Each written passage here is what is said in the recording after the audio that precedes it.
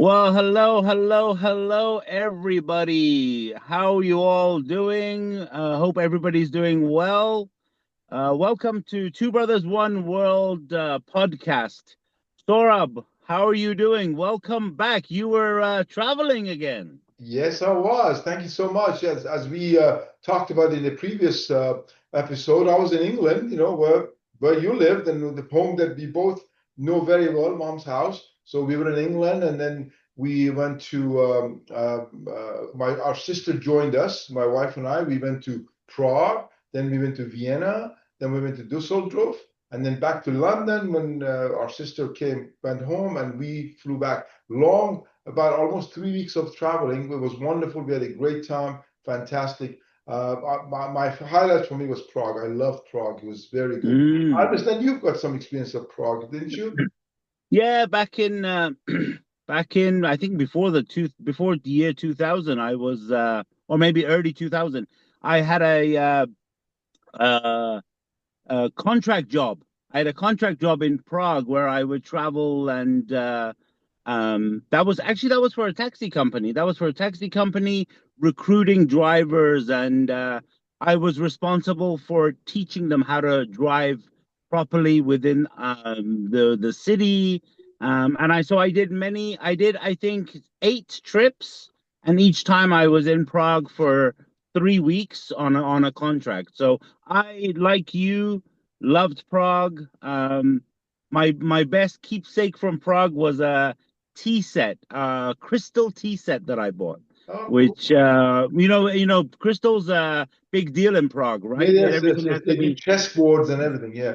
everything. So yeah, absolutely, yeah. So I totally get it that you love Prague. But funny that you went to like 3 countries, and that's the fascinating thing about Europe, that people, if you guys don't know, if you guys listening don't know about Europe, Europe is fantastic for traveling, and you can cover like, 2 week vacation, and you can cover like 8 countries in Europe. Sure, sure. So And travel is the only cheap thing in Europe is travel. I mean, air travel, you can get these the economy airlines, and if you're willing to just travel light, it's great. So it's fantastic.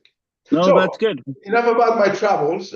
I think Yeah. back to the, we had one of our listeners, Robert Guzak, who's he's been with us from the beginning, and he really enjoys our podcast. And he suggested, hey, you both come from a different culture, obviously from Iranian culture, and and you've lived in different countries. How was it like for you to assimilate into the country, in the areas that you come from? Mm. Robert Guzak, whose friends call him Goose, and I would like to think of us as his friends. So, Goose, here, this episode is dedicated to you, and we're going to talk about cultural things. So, maybe Navid, you can kick us off because obviously I grew up in Iran until about my teenage years, and I had very good exposure to the culture. But you left very young, so your experience might be a little different. Maybe you can start, and I can come back and talk about my experience. Sure, yeah, thanks, Saurabh. Yeah, so yes, even though I was born in Iran, I left very young.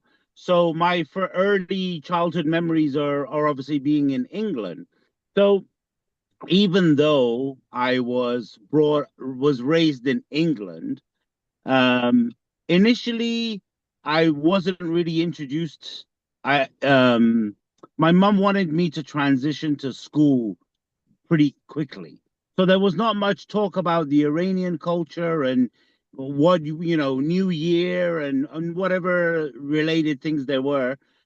Until my dad finally moved in. My dad moved back and like permanently didn't. At first, he was traveling back and forth, as you know.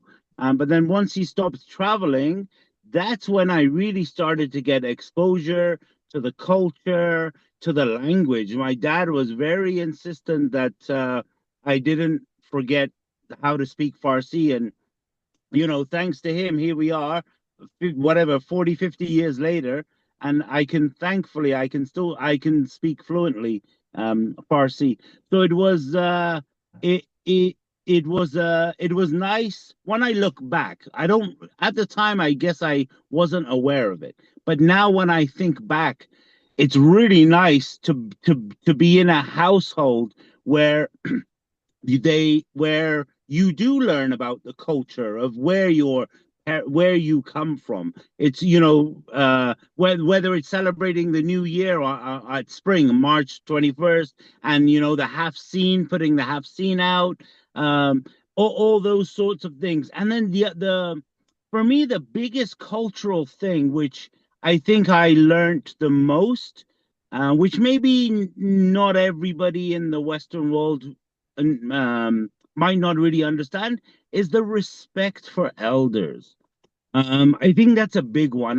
For me, you know, my dad would, if my dad entered the room and I happened to be sitting in his chair, you would get up and move. I would just move, and that's not because misinterpretation. People are like, "Oh, because you're scared of him." No, it's not because I was scared of him. It's because it's a respect. It's that respect for your elders that was really ingrained into me. And you know yourself, Saurabh, the Persian language has different words for saying you when you're speaking to your friends. You say a different you. When you're speaking to someone older, there's a different word used. So respecting elders for me was a big when I look back, I think for me that was a big deal. So Yeah, I want to hear more. We'll come back to you to talk about how did that different from the culture that you were living in, the UK culture. But maybe I can just say a few words about my situation. For me, I really have a great affinity for the Persian culture, the Iranian culture, because I was there till about 17 years old, and I never ever lost that, even though 50 years for moving forward 50 years, and I still have that a lot of respect for that, and I've made sure that I can continue to speak the language. But to the real topic of how do you adjust to the different cultures when you come to, so for me, having grown up in Iran, coming to a different country, at first arrived in India, very, very different culture. But my position from day one, even though I was very young and probably uh, not always doing the right things. But for me, the one thing that I decided was that I want to learn and adopt the culture of the place that I'm living in. And that was very early on. And I started learning the language. I started learning the customs in India to make sure that I follow it and I respect it. I often see people come from other countries. We see it here in America all the time. People come here as immigrants, and then they try to live the same way they lived where they came from. And that really, to me, does not work. For me, it's very important that you assimilate, you become part of the culture. And as a result, I don't think I ever felt that I was an outsider. Because especially in India, people loved it. When you speak the language, when you look like a foreigner, but you speak the language, they love it. And you can assimilate very, very quickly. They respect that, even though I spoke very poor, I wasn't obviously speaking correctly, but whatever I said, they understood it and they loved it. And that helped me assimilate a lot faster. And I followed the same principle wherever I went. When we moved to England, I did the same thing. When we moved to Canada, I did the same thing. And when we did here to America. And when we travel, I've traveled to about 34 countries now. And wherever we go, I tell my wife, I want to be like the locals. I want to do what they do. I want to understand what they do. So I think this idea of culture clash never ever happened for me, because I accepted that I need to understand the culture of the people that I'm going to. So I think to me that was, and people often say, a lot of people are foreigners, they say, there's a lot of racism. I am sure there were some racist things towards me, but I can honestly say I never noticed it. I never realized it because I didn't think that way. I didn't think the way, oh, this didn't happen to me. I didn't get this job because they're racist. I never ever let that get into my head. And to me, that's the biggest lesson that people can get from going from where they live to a new environment.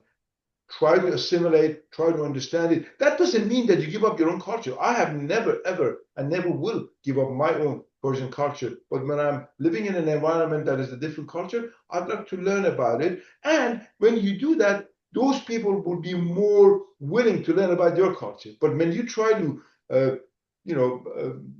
run your culture to some people's throats, there will be a big reaction to that, and that's not good. So that's my idea, to the specific question that Guz asked. This is my response, that adopt the culture where I'm in, and has worked very well for me. So actually, I have a question then, based on what you said, and I agree with you. I like the idea of learning about, adapting to the culture. So you and I both lived in England. You and I both lived a significant time in England. You know as well as I do that definitely going to the pub, having a drink is a 100% a British, is an English cultural thing. 100%. So, you work your Monday to Friday, Friday afternoons after work, the pubs are jam-packed. People, winding down from the working week, whatever. So, how come so my question is, when a cultural issue conflicts with your personal beliefs, what do we do then? Where do we draw the line there? Or what do we do in that situation? I I'm, know what I did, so I'm curious what you did. I'm guessing you are referring to the fact that we don't drink alcohol. And Yes. quite frankly, that's a very good question, a very good example, because I did go to the pub. And everybody that I went to the pub with knew that after the first time, hey, what do you want to do? You want to get your beer? No, I don't drink. So I'll have a tonic water, or I'll have a Coke or something. But everybody knew. And not a single person ever judged me to say, oh, yeah. They always respected it. They always knew it. There was no problem whatsoever. And that's all part of this assimilation, that I can go and enjoy an afternoon or an evening with some of my friends from work and have a good time, play some darts, play some snooker, and yet everything is okay. So to me, that's how I handled it. How did you do it?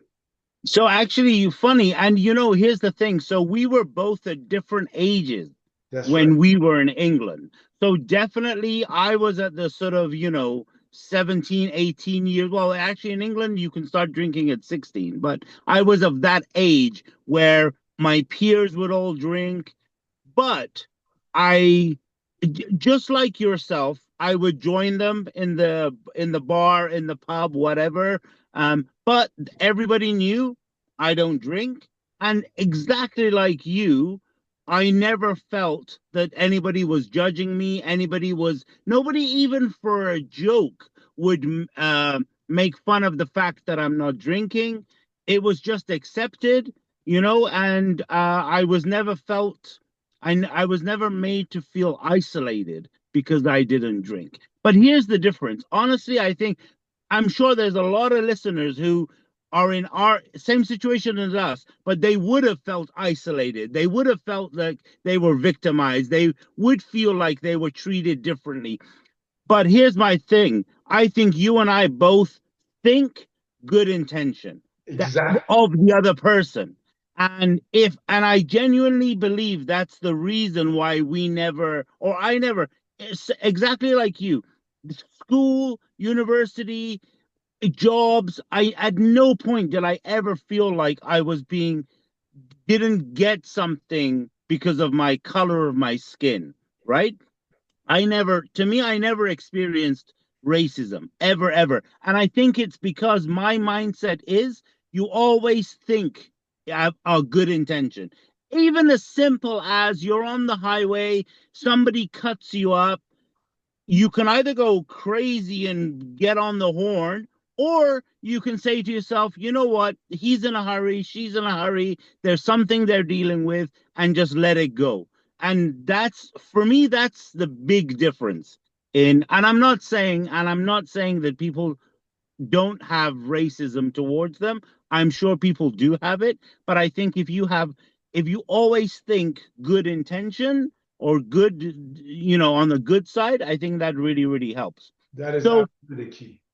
I'll share something funny. So when I first came to England, I was put into private school. So as you know, and if listeners don't know, in England, all schools have uniforms.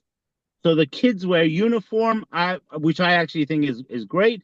So the uniform for the boys in spring summer was shorts, like dress shorts, gray, and then fall and winter would be long pants.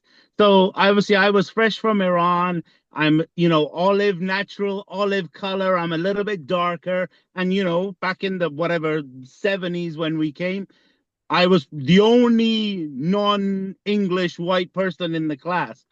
So I would get a lot of the girls would look at my legs because they would be darker, different color. And so many of them would come up to me privately, like quietly, would be like, can I touch your leg? Can I touch your leg? I don't know what they were expecting, but because a leg is a leg, but that's something that I will always remember. What a shift in and that was a change for both of us. So me was in fact, I don't even know if it was a change because I didn't go to school in Iran, right? So for me, I guess it wasn't really a change. For me, it was just school. But for the others who saw my legs darker, was a change for them. So, It's funny that they thought I mean, I'm sure they saw your hand too, your face too, but it's the legs that but they the were legs, fascinated by. That's interesting. Very, my legs. yeah. So, yeah. So I feel like Mr. Guzman, good intention is the Guzak. message, I think. Guzak. Oh, sorry, Guzak. Well, he's our friend. I, Just call him Goose. sorry, yes.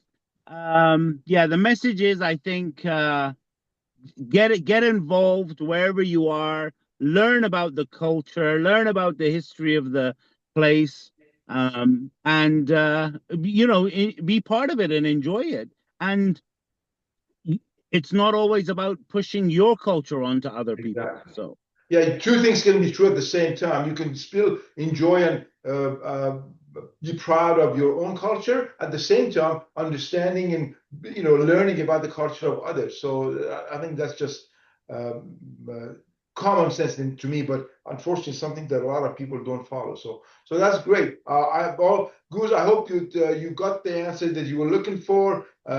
To you and everybody else, would love to hear from you. I love topics like this when people suggest it so that we can just address it. That's really wonderful. So please continue to sending your messages and your questions and your suggestions. We'll read them all and we would love to discuss some of the topics that you suggest. Great job. Thank you, Saurabh. All right. Thank you. Talk to Catch you you next week. next week. Bye. Bye bye.